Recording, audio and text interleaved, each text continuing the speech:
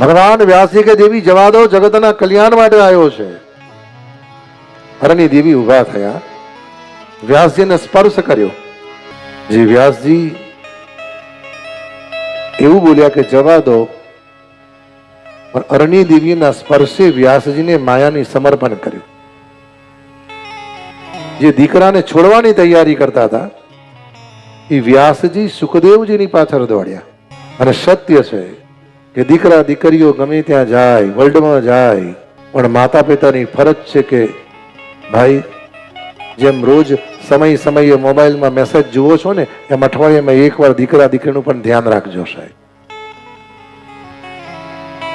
એવું મનમાં ભૂત લઈને નહીં બેસજો ને કે you are well set, I am not problem. Well set હોય ને એ જ કોઈક વાર એપસેટ કરી નાખે. પછી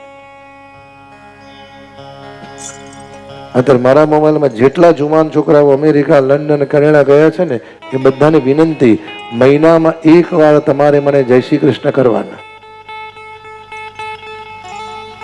આનંદ જુદો છે સાહેબ. ઘણી વસ્તુ એવી હોય ને, જે અમુક વાતો એવી હોય જે માને ના કહી શકે, પિતાને કહી શકે, પિતાને ના કહી શકે, માને ના કહી શકે, અને તમને બંનેને ના કહી શકે, એ મને કહી શકે છે.